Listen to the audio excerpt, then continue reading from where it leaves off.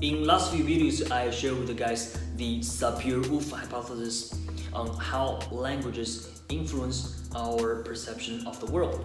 And in this video, I will keep going with this topic and share with you guys something very interesting, which is how languages influence the social dynamics as well as the perception of social positions. In many different languages, there is something called honorific pronouns. And essentially, it is used when you need to refer to somebody that is socially higher than you, or when you need to pay respect.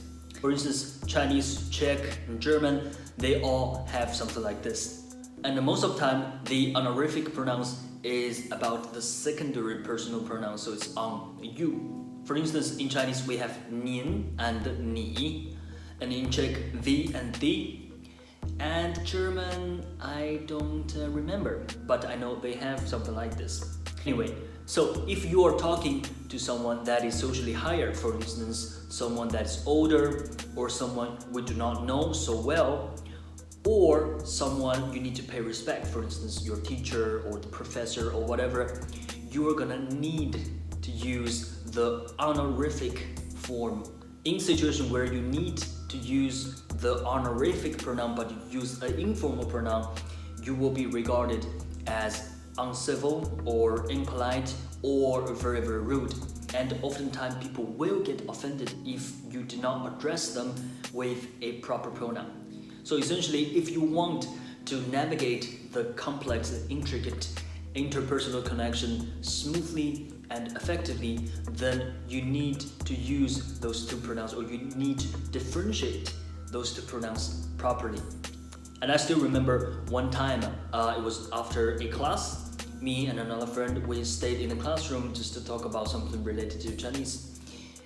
And at this moment, there is another professor came in walking to the classroom and just getting ready for his class. So as the professor walked in, and I was like, hey ciao, and how you doing? We're just leaving. So ciao is like in Czech or Italian as well. It's an informal way to say hello, essentially. And he ciaoed me back, and we just kind of started to chat a little bit, and he said he's from Canada, and blah blah blah. And then as the time goes on, we just packed and left. And the interesting thing here is that as me and my friend were walking out of the classroom, she was a little bit panicking and very unsettled. And she said, how can you say ciao to a professor? And I was like, why not? He just walked in and he just came out. And it was at this moment that he knew he fucked up.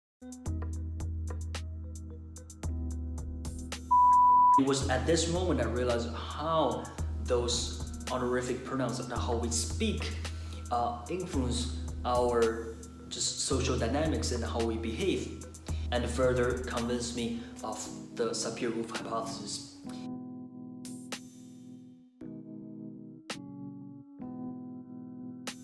So, on the contrary, English has no honorific pronouns, at least modern English does not have it anymore. So if I'm talking to Einstein, I'll refer to him as you.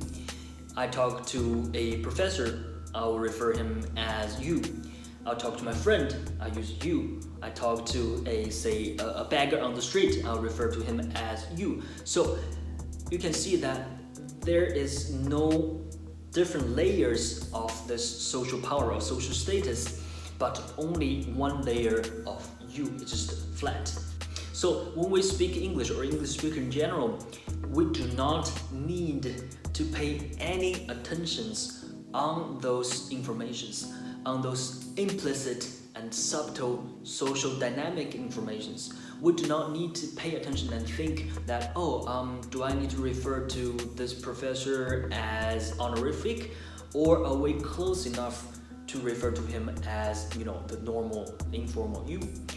Or I just met this colleague, I do not know him really well, so in this case, should I talk to him with this honorific to show my respect? Or I'll use the informal one to make him feel that we're more close. So as English do not have this, it's not a grammar, right? But it's a linguistic feature English speakers do not really need to pay attention to this very complex and intricate social dynamics.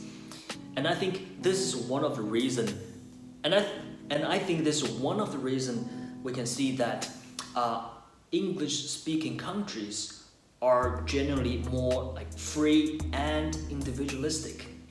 And on the other extreme of the spectrum is the Korean and Japanese language.